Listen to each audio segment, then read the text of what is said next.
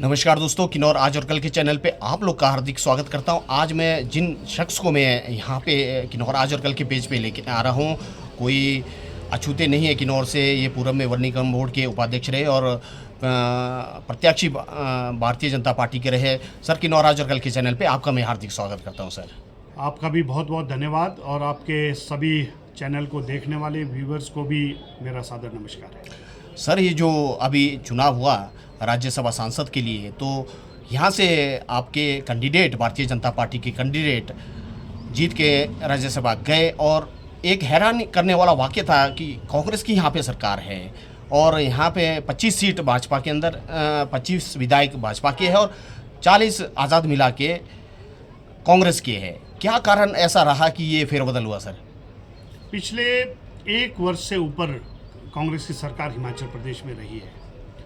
हमने हर दिन ये महसूस किया है कि प्रदेश की जो सरकार है, जहां प्रदेश के जन भावनाओं को नहीं समझ पा रही है, उसके साथ साथ कांग्रेस के लोगों को भी नहीं समझ पा रही है। चंद लोग जो है प्रदेश को सरकार आने के बाद ठेकेदारी प्रथा पूरे किन्नौर और प्रदेश के अंदर चल रहा है, भ्रष्टाचार चरम सीमा पर है। इन सभी मुद्दों को देखकर हमको लग रहा था कि ये सरकार ज़्यादा चलेगी नहीं और हम तो हर कार्यक्रम में यहाँ बोलते रहे हैं। और आज जो सरकार गिरी है, बहुत सारे लोगों ने, कांग्रेस के लोगों ने भी कहा है और इनके जो कैंडिडेट थे मनु सिंघवी जी, उन्होंने भी कहा है कि ये 2 दिन में नहीं हुआ है, कहीं दिनों से ये चल रहा था और उसी के कारण ये हुआ है। जहां कांग्रेस के मुख्यमंत्री से खुश नहीं थे, कांग्रेस के अंदर घुटन महसूस कर रहे थे, आज विक्रमादित्य जी ने भी कहा है। उसके साथ साथ इस देश के अंदर आज जो नेतृत्व भारतीय जनता पार्टी के पास है, नरेंद्र मोदी जी के रूप में, वो दुनिया के शक्तिशाली नेताओं में से एक आज जो है हर सर्वे में नंबर बना रहे हैं। इसलिए भी प्रदेश के जो कांग्रेस के भी लोग खुश नहीं थे। उनको लगता है कि हमारा जो है देश सुरक्षित मोदी जी के हाथों में है और कहीं ना कहीं उनका भी भविष्य भारतीय जनता पार्टी के हाथों में सुरक्षित है। इसलिए ये मुझे लगता है ये हुआ है। सर, ये जो 34-34 का आंकड़ा था, इस हिसाब से तो अब कांग्रेस को खतरा महसूस यहाँ पे होता है। आपको लगता है सर, यहाँ पे कांग्रेस की सरकार, सुख की जो सरकार है, सुखों की, ये सरकार बचा पाएंगे? हाँ, आज जो पिछले कल जो घटना घटी है, एक इसमें और बड़ी इंटरेस्टिंग बात है कि 34-34 वोट दोनों पार्टीज को पड़े हैं और जब टॉस में होता है तो आपको भगवान साथ देता है। लेकिन मैं ये कहना चाहता हूँ कि यही जो है मनु सिंघवी जी है, जिन्होंने कहा था राम का कोई अस्तित्व इस देश में नहीं रहा। ये सारी जो है मंडगढ़ंत बातें हैं और कहीं ना कहीं मुझे लगता है कि ऐसे समय में भगवान ने भी उसका साथ दिया है। जो राम को मानते हैं, जो सनातन धर्म को मानते हैं, कुल मिलाकर भगवान को मानते हैं। इसलिए आज जो प्रदेश में जहां हम टॉस से राज्यसभा जीते, उसके साथ साथ सरकार संकट में है, सुक्खू सरकार संकट में पूरी तरह से है। हम लोकतंत्र में हम इस बात को महसूस करते हैं कि देश और दुनिया के अंदर जहाँ जहाँ इस तरह की परिस्थिति हुई है, वो सरकार सर्वाइव नहीं करी है और इसलिए सरकार पटरी से उतर गई है। सरकार, ये जो सरकार का डिब्बा पटरी से उतरा है, ये दोबारा पटरी में आना बहुत मुश्किल है। इसलिए कांग्रेस के विधायकों को भी ये लग रहा है, सामने जो सुरक्षित डिब्बा एक और है भारतीय जनता पार्टी का, जो पटरी में है और पटरी में दौड़ने वाली है। मुझे लगता है कि उसमें उन्होंने बैठने का निर्णय लिया है और आज नहीं तो कल बहुत जल्दी जो है भारतीय जनता पार्टी की सरकार बनेगी। इस तरह का माहौल पूरे प्रदेश में नजर आ रहा है। जी सर, अगर इस टाइम अगर भारतीय जनता पार्टी की हिमाचल प्रदेश में सरकार बनेगी तो किस तरह से आगे का प्रक्रिया रहेगा? सर, आप भी प्रदेश सत्र के नेता रह चुके हैं, तो किस तरह का रहने वाला? सर, निश्चित रूप से भारतीय जनता पार्टी की जो सरकार रहती है, जब कभी भी दीनदयाल उपाध्याय जी का जो एक फिलॉसफी भारतीय जनता पार्टी के कार्यकर्ताओं को दिया गया है और नरेंद्र मोदी जी ने आज देश में इस बात को स्थापित किया है कि सत्ता में आने के बाद समाज के जो आखिरी छोर में व्यक्ति बैठा है, उसकी भविष्य, उसके जीवन में परिवर्तन लाने के लिए भारतीय जनता पार्टी सरकार में काम करती है। और पिछले 5 साल जयराम जी की जो सरकार रही है, आप ध्यान से देखेंगे तो ध्यान में आएगा कि जो बहुत ही छोटी क्लास के जो सर्विस में काम करते हैं, चाहे वो आशा वर्कर हो, चाहे वो फिटर हो, चाहे वो पंचायती राज के चौकीदार हो, चाहे वो अपने इसमें और भी बहुत सारे पंप ऑपरेटर हो, इस तरह की जो पोस्टें रही है उनका जो बहुत ही कम तनख्वाह था उनको बढ़ाने का काम किया। आशा वर्कर को 1000 मिलता था, 5700 में पहुंच गए, 4700 के लगभग बढ़ाने का काम किया है। तो ये सारी योजनाएं किस तरह की है, चाहे वो हिम केयर योजना शुरू किया है और चाहे वो गृहिणी सुविधा योजना की बात हो, चाहे वो 60 साल से ऊपर में बुजुर्गों को पेंशन देने की बात हो। पहले 80 साल से ऊपर के लोगों को सबको बिना इनकम कंडीशन से मिलता था। ये सारी योजनाएं इस तरह की है जो गरीबों के जीवन में परिवर्तन करने वाली है। गरीब फ्रेंडली ये सरकार रही है। मुझे पूरा आशा है कि पूरे प्रदेश के अंदर जिस तरह से जयराम जी ने विकास किया था और उसके साथ साथ गरीबों के लिए ध्यान दिया था, तो आने वाली सरकार भी निश्चित रूप से इन्हीं बातों को ध्यान में रखकर सरकार चलाएगी और प्रदेश में लोगों का दिल जीतने का काम करेगी। और मैं पिछले बार भी मैंने एक बात कही थी कि 5 साल जयराम ने जो सरकार चलाई है उसमें एंटी इनकम्बेंसी नाम का कोई ऐसे सरकार के विरुद्ध नहीं था। और प्रदेश में भारतीय जनता पार्टी की जो सरकार नहीं बनी उसका सबसे बड़ा कारण ये था कि कहीं ना कहीं हम भी 21 लोग जो पार्टी के विरुद्ध खड़े हुए हैं उनमें 14 लोग उनके कारण हारे हैं। तो उसके कारण हमारी सरकार गई है, लेकिन सरकार ने बहुत बढ़िया काम किया था और मुझे पूरा विश्वास है कि आने वाले समय के अंदर भी बहुत बढ़िया सरकार चलेगी और उसी लाइन में पार्टी काम करेगी। सर, यहाँ कांग्रेस की सरकार बनी 1 साल हो गए। 1 साल के बाद एक खेला यहाँ पे भी खेला गया। आप तो भलीभांति परिचित है, कल्पा मंडल बीडीसी का जो फेरबदल यहाँ पे हुआ। अगर सरकार बनती है भाजपा की तो किस तरह से रहने वाला है सर ये बीडीसी वगैरह का और भी कार्य? एक तो जयराज जी, मैं ये बताना चाहता हूँ कि जब लोकतांत्रिक तरीके से 2020 में चुनाव हुए थे पंचायती राज के, हमने पूरे किन्नौर में क्लीन स्वीप किया है।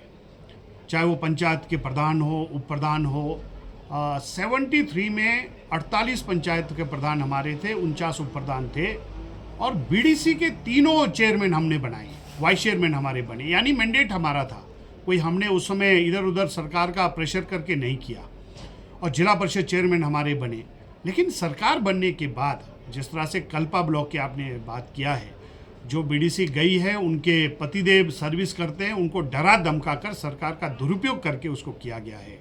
यदि इसी मानसिकता के साथ इन्होंने जो काम किया है, लोकतंत्र की हत्या तो भाई नीचे स्तर में भी होता है, लोकतांत्रिक तरह से इलेक्टेड ये भी लोग हैं और वो प्रयास निचार में भी कर रहे हैं और कल्पा और वे पू में भी वो करने का प्रयास कर रहे हैं और जिला परिषद को भी प्रलोभन देने का प्रयास कर रहे हैं। मैं ये कहना चाहता हूँ हमारी सरकार बनेगी तो जो ये गलत रास्ता इन्होंने अख्तियार किया है इसको बिल्कुल तुरंत ठीक किया जाएगा और भारतीय जनता पार्टी के दोबारा चेयरमैन और वाइस चेयरमैन बनाए जाएंगे। सर, लोकसभा चुनाव सर पे हैं तो आप लोग किन मुख्य मुद्दों को जनता के बीच में ले जाएंगे चुनाव लड़ने के लिए? सर, हम लोग भारतीय जनता पार्टी पिछले 6 महीने से पूरे भारतवर्ष में तरह तरह के कार्यक्रमों के माध्यम से केंद्र के अंदर जो सरकार श्रद्धेय मोदी जी के अध्यक्षता में 9.5 वर्ष चली है उनकी उपलब्धियों को लेकर हम गांव-गांव जा रहे हैं और जनता से मिल रहे हैं, समाज के प्रतिष्ठित लोगों से मिल रहे हैं। कुल मिलाकर जो 9.5 वर्ष की उपलब्धियां हैं उनको हम आगे पहुंचा रहे हैं। हमारे पास बोलने के लिए बहुत है उपलब्धियां देश के, चाहे वो पूरी दुनिया के अंदर जो भारत का आज नाम रोशन हुआ है उसका सबसे बड़ा कारण अगर है तो नरेंद्र मोदी जी का लीडरशिप है। पूरी दुनिया के अंदर आज सर्वे कर रहे हैं तो उसमें नरेंद्र मोदी जी नंबर 1 आ रहे हैं। यानी अमेरिका का राष्ट्रपति को मुझे लगता है कि संसार में जब भी सर्वे हुए हैं उनको बहुत कम समय हुआ है, नेल्सन मंडेला ने डिफीट किया होगा, अदरवाइज बहुत कम लोगों ने उनको डिफीट किया है। लेकिन नरेंद्र मोदी जी पिछले 4-5 वर्षों से पूरे नंबर 1 है और ना केवल आज दुनिया में भारत का नाम रोशन हुआ है, भारत को एक नए नज़रिए से देखना शुरू किया है। पहले इस देश को सपेरों का देश बोलते थे, आज जो है टेक्नोलॉजी की दृष्टि से बहुत ही हम एडवांस्ड स्टेट राष्ट्र के रूप में पूरी दुनिया हमारे ऊपर देख रही है। तो ये एक बहुत बड़ा उपलब्धि है। उसके साथ साथ जो गरीबों के लिए मोदी जी ने काम किया है वो भी मुद्दे रहेंगे। और आज हम जहाँ भी जाते हैं एक बात आम आदमी कहता है कि ये देश जो है नरेंद्र मोदी के हाथों में सुरक्षित है, क्योंकि उनका कोई अल्टरनेटिव आज नज़र नहीं आ रहा है। जहाँ भारतीय जनता पार्टी संगठन की दृष्टि से विषयों को नीचे ले जा रही है। लेकिन आज जो है इलेक्ट्रॉनिक मीडिया है, सोशल मीडिया है, इस बात को ये देख रहे हैं कि मोदी जी ने जहां आज 80 करोड़ लोगों को अनाज फ्री में देने का काम कर रहे हैं, चाहे वो आप जो है उज्ज्वला योजना के तहत महिलाओं को फ्री में सिलेंडर देने का काम कर रहे हैं, चाहे वो 5 लाख तक फ्री में मेडिकल ट्रीटमेंट देने का काम कर रहे हैं, चाहे 6,000 रुपये किसानों की समृद्धि के लिए देने की बात कर रहे हैं। ये ऐसी योजनाएं हैं जिससे डायरेक्ट गरीबों को लाभ मिला है। और उसके साथ साथ आज जो है पूरे देश भर में विकास की दृष्टि से बहुत देश आगे गया है। और आप आंकड़े देखेंगे तो बिल्कुल स्पष्ट हो जाएगा कि पिछले 9.5 वर्षों के अंदर कांग्रेस ने सिर्फ नारा दिया गरीबी हटाओ, लेकिन मोदी जी के प्रयासों से 25 करोड़ इस देश के गरीबों को गरीबी रेखा से ऊपर लाने का काम नरेंद्र मोदी जी ने किया है। एक बहुत बड़ा काम किया है। उसके साथ साथ अगर इकोनॉमिक दृष्टि से भी हम ध्यान में चर्चा करेंगे तो ध्यान में आएगा कि भारत का स्थान जब मोदी जी 2014 में बने तो भारत का स्थान 11वें नंबर पर था। आज जो है हम 5वें नंबर पर आ गए हैं। और आने वाले समय 5 साल के अंदर मोदी जी ने आह्वान किया है कि आप मुझे समर्थन दीजिए और 400 से ऊपर एनडीए को सीट्स दीजिए, 370 बीजेपी का लाइए, मैं इसको इकोनॉमिक दृष्टि से तीसरी आर्थिक शक्ति पूरी दुनिया के अंदर में बनाऊंगा। तो ये सारे मुद्दों को लेकर हम जनता के बीच में जा रहे हैं। और उसके साथ साथ ये जो 1 साल का कार्यकाल कांग्रेस का रहा है ये पूरी तरह से फेर रहा है। उसके साथ साथ मैं ये कह सकता हूँ किन्नौर में ठेकेदार प्रथा चल रहा है, यानी कि विधायक का एमएलए भी इन चीज़ों में चला हुआ है कि किसको क्या मिले और क्या क्या इनके सारा चल रहा है। जिला अध्यक्ष इनका बेटा जो है ऐसा लग रहा है कि उसी को मिलना चाहिए, और जो इनके हर आदमी मंत्री बना हुआ है और यहाँ पर ठेकेदारी में जो है नोचने का काम इन्होंने किया हुआ है। ये जो सरकार है पूरी तरह से भ्रष्ट सरकार है, इसको जाना ही पड़ेगा। नहीं तो जो है ये सारे मुद्दे लेकर हम जनता के बीच में लोकसभा में जाएंगे और हर दृष्टि से मुझे लगता है कि पूरा आशीर्वाद किन्नौर के लोग देंगे और मोदी जी को देश का प्रधानमंत्री तीसरी बार बनाने के लिए किन्नौर की जनता का भी सहयोग होगा, उनका भी कंट्रीब्यूशन होगा। सर एक सवाल और अंतिम सवाल आपसे करना चाहूँगा। पिछले विधानसभा चुनाव में जो भारतीय जनता पार्टी का टूटना, तेजस्वी जी का टूट के आज़ाद लड़ना और भारतीय जनता पार्टी को नुकसान होना, क्या इस लोकसभा चुनाव में अगर ये समय रहते ठीक ना हुआ तो इससे नुकसान हो सकता है? आपके हिसाब से क्या है सर? एक बात मैं आपके माध्यम से पूरे किन्नौर की जनता को ही बताना चाहता हूँ। एक बात हमने महसूस किया जब से सत्ता से बाहर गए हैं, पूरे किन्नौर के अंदर हम जहाँ जा रहे हैं इस बात को लोग महसूस कर रहे हैं कि जयराम की सरकार में सूरत नेगी के प्रयासों से हर गांव में विकास हुआ है। और उसके साथ साथ एक बात जो आपने पूछा है वो एक बात ध्यान में आ रहा है कि जिन्होंने मेरे विरुद्ध काम किया उसमें से एक भी आदमी ऐसा नहीं बोल सकता कि मेरे विरुद्ध काम जो है सरकार में रहते हुए द्वेष की भावना से किया है। उसमें 90% लोगों का मैंने भलाई किया है। ये किन्नौर में मुझे भी 34 साल हो गए चुनाव विद्यार्थी परिषद के ज़माने से लड़ाते हुए। ये पहली बार देखा कि जिनका भला किया उन्होंने ही गड़बड़ करने का काम किया है। और मुझे लगता है कि जो तेजस्वी जी को 4 बार चुनाव लड़ाने के बाद 3 बार हारे और सम्मान पार्टी ने हमने 3-5 साल भी बहुत सम्मान देने का काम किया है। और चेतराम जी के साथ ये क्या करते थे मालूम है, मंच में सीट नहीं मिलती थी। तो इन सभी बातों को कहीं ना कहीं तेजस्वी जी के कुछ लोगों ने उनको भड़का कर खड़ा किया। और भड़का के तो नेता को तो सभी बोलते हैं, 2017 में मेरे को भी बोला था आप खड़े हो जाइए हम आपके साथ हैं। ये नेता को तय करना होता है जिसने पार्टी ने इतना सम्मान दिया है। लेकिन उसमें जो 2022 में नुकसान हुआ है, मुझे ये कहना है कि एक तो 2022 का जो चुनाव हुआ और जिस दिन रिजल्ट आया उसी दिन जो है 90% कार्यकर्ताओं को लगा कि ये गलत हो गया। गलत कैसे हुआ? ये एक बहुत बड़े लेवल पे प्रचार गया कि सूरत तो तीसरे नंबर पर है, इसलिए कौन जीत रहा है? तो जीत रहा इंडिपेंडेंट है तो इनको साथ दो। एक बहुत बड़ा तबका भारतीय जनता पार्टी का उस ओर चला गया, उसके कारण नुकसान हुआ है।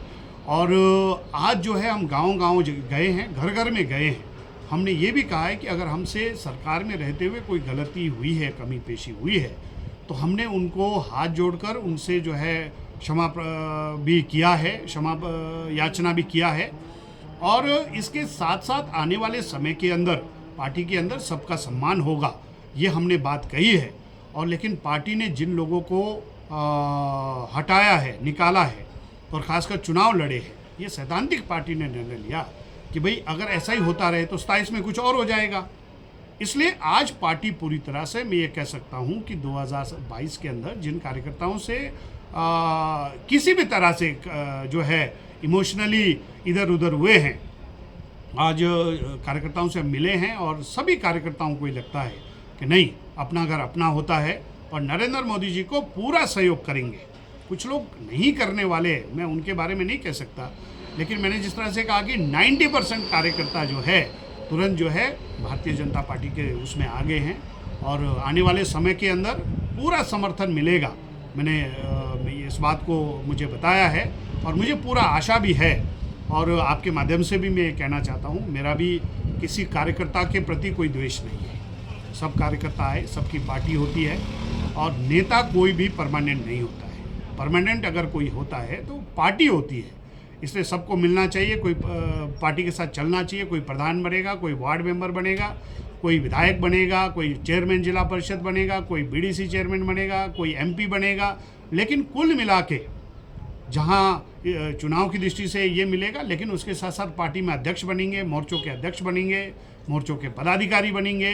कुल मिला के हमको सम्मान पार्टी के अंदर रहकर ही मिलेगा और इसलिए सब ने इस बात को महसूस किया है। और कोई रहते हैं तो भी उनको भी पार्टी के में आना चाहिए, सबका स्वागत है। मेरा किसी के प्रति कोई द्वेष की भावना नहीं है, लेकिन जो पार्टी के विरुद्ध लड़े हैं मुख्य भूमिका रहने के बावजूद भी उनके पार्टी ने, हमने भी कहा है और पार्टी ने भी एक सैद्धांतिक प्रदेश में निर्णय लिया है कि उनको हम नहीं लेंगे। और कुछ आप किन्नौर के जनता को कहना चाहेंगे तो सर?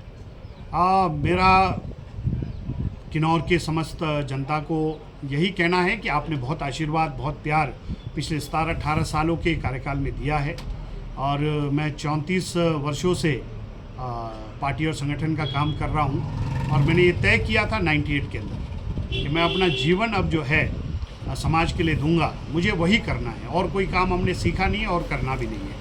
और अपने समर्पण हमने किन्नौर के लिए किया है, पार्टी के लिए किया है और आपका आशीर्वाद पहले भी मिलता रहा है। चुनाव में हार जीत होता रहता है, लेकिन आपका जो आशीर्वाद बना है, प्रेम मिला है और आने वाले समय में मुझे मिलेगा और मैं जो है पूरे समर्पण की भावना से किन्नौर की सेवा में कर रहा हूँ, करता रहूँगा। धन्यवाद सर, आपका बहुत बहुत आपने समय दिया किन्नौर आज और कल के लिए, आपका बहुत बहुत धन्यवाद सर। आपका बहुत बहुत